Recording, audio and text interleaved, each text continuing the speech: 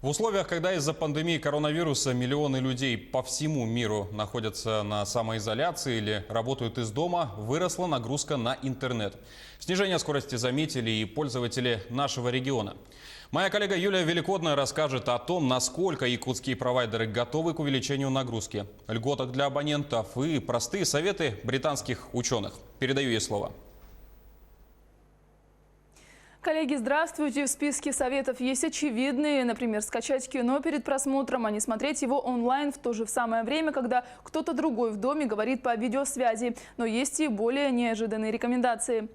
Например, вы знали, что микроволновые печи могут ухудшить сигнал Wi-Fi, так что не пользуйтесь микроволновкой, когда делаете видеозвонок, смотрите ролики в HD-качестве или заняты чем-то важным онлайн, призывают эксперты. Вот еще несколько советов британского медиарегулятора. Поставьте свой роутер подальше от другой техники, лучше на стол или полку, чем на пол. Договаривайтесь о звонках в менее популярное время не в ровно или половину. Для оптимальной скорости подключите компьютер к роутеру кабелем, а не Wi-Fi. По возможности не пользуйтесь телефонным удлинителем, он может создавать помехи для интернета. Перебивать сигнал могут и беспроводные телефоны, радионяни, галогенные лампы, выключатели света с регулятором яркости, музыкальные центры и колонки, телевизоры и мониторы. Отключайте устройства, которыми не пользуетесь. Они часто даже в спящем режиме используют интернет. Рекомендуется также не забывать обычный телефон и пользоваться им из-за возросшей нагрузки на мобильные сети.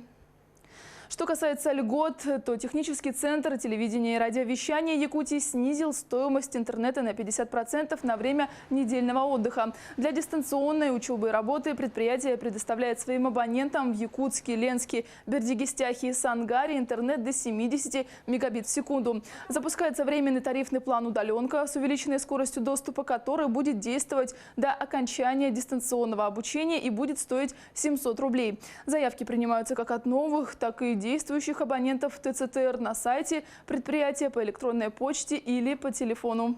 В принципе, готовность у нас высокая.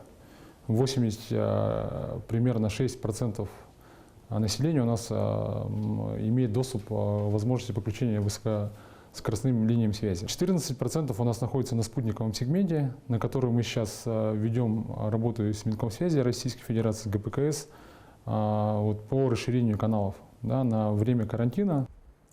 Ростелеком тоже принял комплекс решений, нацеленных на бесперебойное предоставление услуг связи. Например, для домашнего интернета компания увеличила мощности до максимально возможных, обеспечила возможность отложенного платежа без комиссии. Это касается также представителей малого и среднего бизнеса. Даже при задолженности не будет блокироваться услуги связи. Для домашних телефонов Ростелеком ввел по всей стране бесплатные звонки внутри сети, открыл доступ к фильмам и к цифровому сервису образования за 1 рубль в месяц. Также Ростелеком и Литрес открыли для новых подписчиков бесплатный доступ к цифровой библиотеке на 150 тысяч электронных книг. Все инициативы действуют в течение месяца и могут быть продлены в зависимости от развития ситуации. У меня на этом все. Ну а что касается увеличившейся нагрузки, то вся инфраструктура компании постоянно мониторится, и интернет-сети, и все остальное готово к повышенным нагрузкам. Коллеги? Да, Юлия, спасибо за обзор.